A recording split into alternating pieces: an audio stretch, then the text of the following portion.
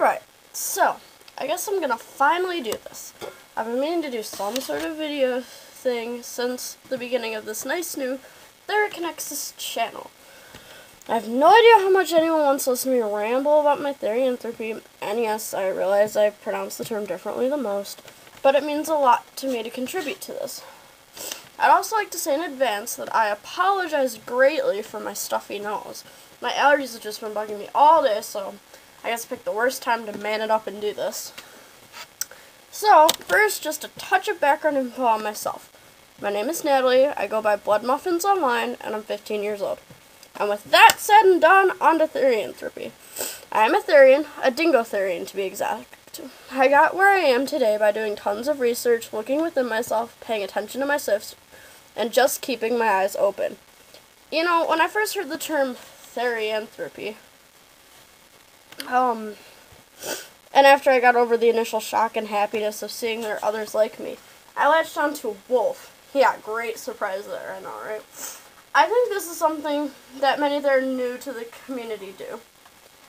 They find something that somewhat or mostly fits, and they just latch onto it. No more searching, no more logical thinking. I think it's important to listen to anything telling you that you might be wrong. If I hadn't, I'd still be calling myself a wolf. But no, I knew I was more domesticated than that. That said, I realize dingoes are wild dogs. However, they can be domesticated by people, and often were in very old times.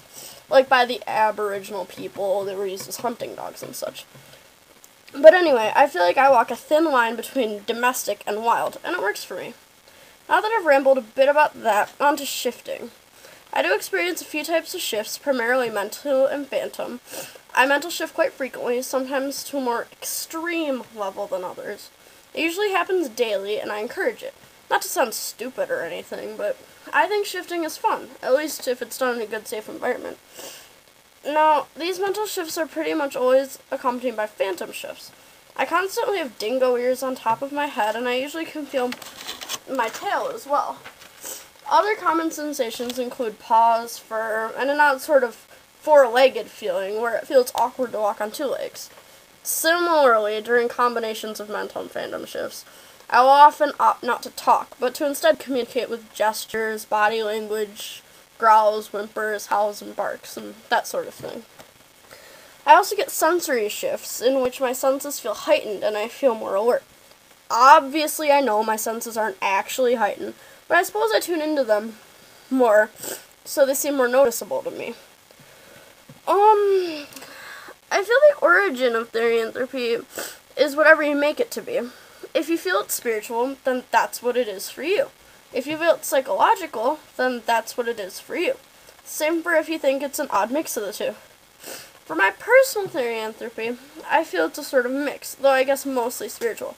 Ever since I was very young, as far back as I can remember, really, I've had this mental image of my soul or essence, or whatever you want to call it. It was a sort of patchwork, or many shards of two different things crudely rammed together. Those two things would be dingo and human. I also feel that the dingo very greatly outweighs the human. I feel like if my soul were to leave this body, it would take on its natural form, the form of a dingo. I feel strongly that I'm in the wrong body. I have species dysphoria. It would really help if I could talk. Yeah, it affects me regularly and frequently. The emptiest and saddest thought I have, really, is knowing that I will be human forever. It truly causes sadness. I occasionally have bad dysphoria attacks, I guess you could say, where I'll break down sobbing and clawing at my skin. In that off state of mind, I feel like maybe if I claw the skin away, I'll find my fur underneath. Or else I'll try moving just my paw that I know is under the skin, hoping it will break free of this shell. Of course, my human hand and arm always move as well. Well, I more or less feel like I covered most of what I wanted to say. I feel like I did it really fast, though. Really, and I feel like I'm making it seem like such a fast, simple thing when it isn't. It's so complex. It affects my daily life. I mean, I'm not very open about it, but I feel most people understand the fact that I have a strong affinity to dogs, at least. You know, lots of people just call me a dog anyway. I don't mind, it's all in fun. But, I don't know. It's like, it makes up who I am. It's not just something that's there, not something that's, you know, just... I don't go around saying, oh, I'm a Therian so I can feel special or something. It's just a part of me. A nice part of me that I enjoy. It affects me in all sorts of ways. My behavior, my tendencies, my quirks, possibly some of my preferences. I mean, really, I feel like if I tried and wanted to, I could probably link everything I do to it. But of course, that's silly. You know, humans and animals are more alike than people will let on. So of course, most, or maybe not most, who knows? At least a portion of my thought processes and such are sure to be human. But I really do like to think a lot of them are non-human too. Dingo, if you will. But, well, I really wish I could think of more to add, but I just can't. I hope you've checked out the other videos on the channel. I've watched them all. I think they're great. I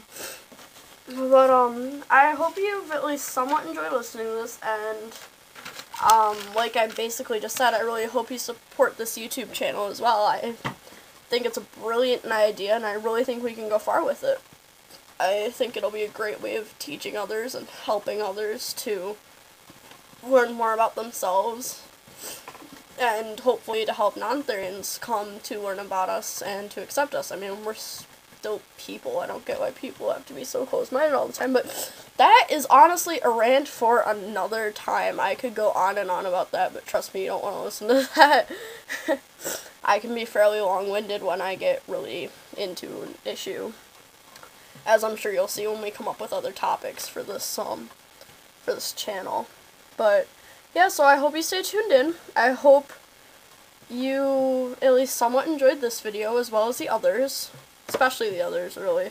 There are some really talented, interesting people on here that I think everyone could learn a lot from, Therian or not. So, with that said and done, I will leave you. Thanks again for watching, and I hope there will be many more videos to come.